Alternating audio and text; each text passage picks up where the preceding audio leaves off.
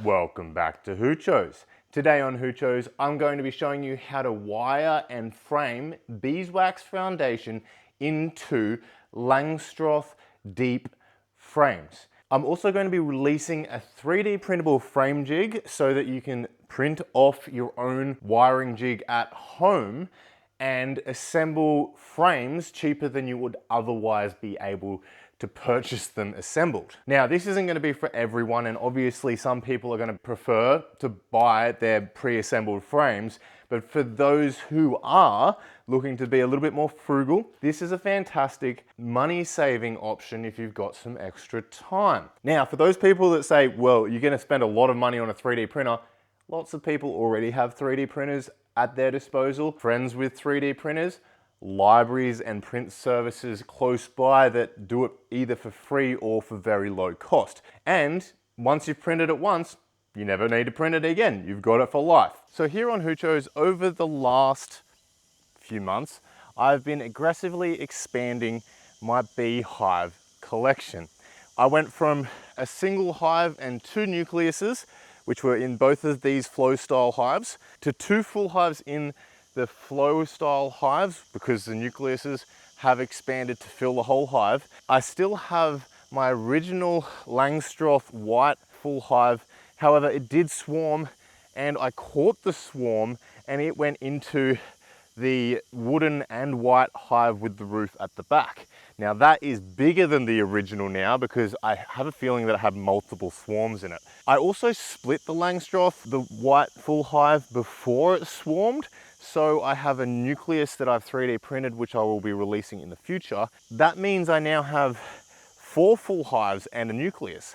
And I'm going to be splitting again and again, which means I'm going to be needing a lot more equipment for all of these bees. And I want to aggressively expand as well. So I needed a way of cheaply collecting equipment. And I didn't particularly want to pay full price for pre-wired and waxed frames. So that's what we're doing today. I've got a bunch of frame kits. We're not making the frames from scratch because you need a bunch of woodworking skills that I don't have, but you can buy them extremely cheaply for about $1.50 a frame, not including wax or wire. So that's what we'll be doing today. We're going to be putting those frames together, wiring them up in a way that is properly done with tensioning and all the rest. So to do that, I had to design a frame wiring jig. I could have bought one, but I figured this is going to be more useful to more people in the long run if I just design one and supply it to you. So this is what it looks like.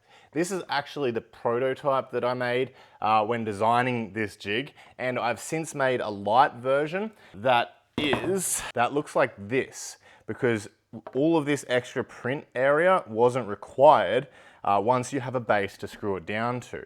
So you would print this section here and this section here, and you also have a handle which attaches here. You're gonna have to forgive me, it's very hot in here. And you have rollers for the wire to roll around, which attach at these 3 points here. And these allow you to roll the wire around as you're wiring up your frame. Now there are some parts that you'll need. I'll leave a list of the parts in the description.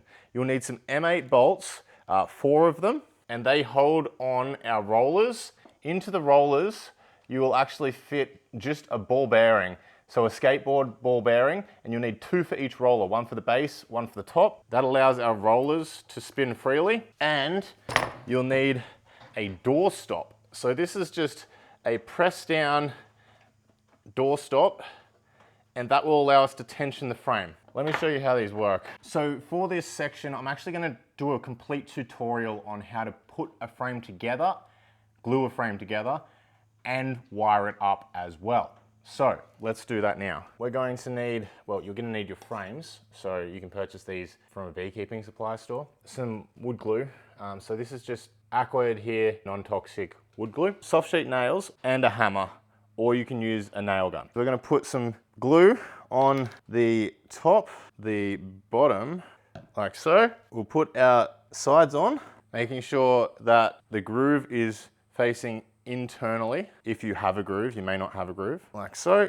Then we're just gonna put a nail in the bottom and in the top of each corner, like this. Just tap it in.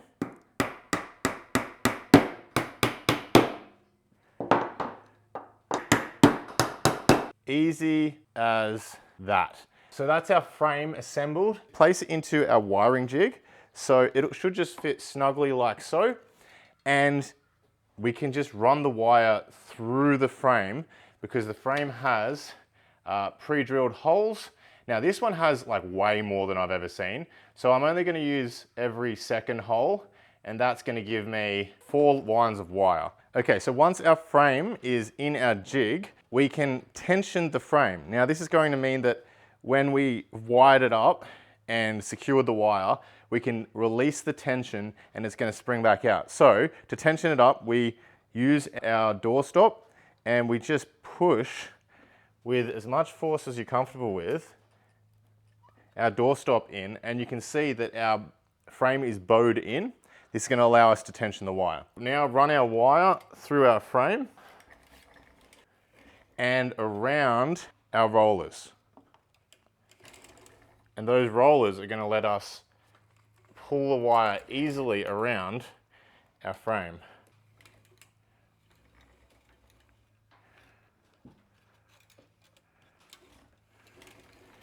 Like so. And at the end of this wire, there are multiple ways you can tie this off. A lot of people use a nail, put the nail in most of the way, wrap it around the nail, and then hammer the rest of the way in. But if you have it available, you can use a staple gun. So the first staple as close to this edge as you possibly can, like so. To secure the wire completely, we are going to bend the wire back like that, and we're going to put one more staple in over the top again. And to remove this tag, we just, with some pliers, and we've now secured our wire in place, and we can tension the whole frame. So to tension the frame, I'm actually going to get my hand here and I'm going to use the roll to tension the wire. So that's going to actually put tension on the entire frame like so. And when you're tensioning this wire, you take the wire from around the pulleys one by one. This wire down here to start with, and I pull this through, and using this wire here, I tension this wire down here. And then I hold it tight with my left hand and undo this wire from around this pulley and pull it through again, like so. Same again up the end, like so. You want to get them as tensioned as possible, but remember, we've still got to let the doorstop go, so we will have more force being added after we've tied it off. I'm just going to pull this wire over the top here and staple that off as close to the edge as possible, and we'll bring it back over and we'll staple again over the middle like so. Break it off, bend that wire back so that this doesn't unravel, and we can release the tension on the whole frame. So we just press this button and that whole frame will release. There is our frame wired up. It almost sounds like a harp, how good. Sorry about the sweat. But yeah, so that's a nicely tensioned frame. And the ends look like this. So the last step is to wax up the frame. So to wax up the frame, you'll just need beeswax foundation. It's got a bunch of honeycomb impressions in beeswax. It gives them a foundation for them to build their honeycomb from. The size of these hexagons is for worker brood. They will adjust that as they need it. Lay that down over our frame, and I like to work it into the top first. The wires should guide it down into our groove, and we want equal spacing on each side. So we're just going to shuffle that across so that we've got bee space on each side of the foundation like so, and it's just resting on top of our wires. We want to find the side that has a single wire in the middle, because that is where we're going to put our positive or our negative. Now for this, you can use a 12-volt battery charger, just a car charger, analog one, or a 12-volt battery, so a deep cycle battery or something like that, a car battery, whatever. just with a little bit of charge. It's not high voltage, it's not dangerous at all. It just gives us the ability to turn our wire into an element. I'm going to connect either the positive or negative terminal to the wire in the middle, and then on that same side, we are actually going to connect our negative to this point here or this point here, and that is going to create a circuit on half of each of the sides of our wire, and it's going to make this wire act as an element, heat up, and the wax will melt in. And you can see we now have that beeswax is melted onto that side, onto those wires, and we're going to repeat the same for the other wires. So just close that circuit.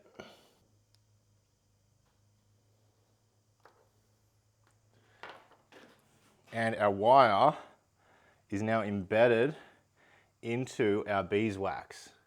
As you can see there, it's sort of submerged below the surface of the wax. There you have it. That's how you wire and wax a Langstroth frame for a beehive. I hope you enjoyed this episode of Hoochos. The print files are available on my Patreon, and I wish you happy beekeeping. I'll see you next time on Hoochos.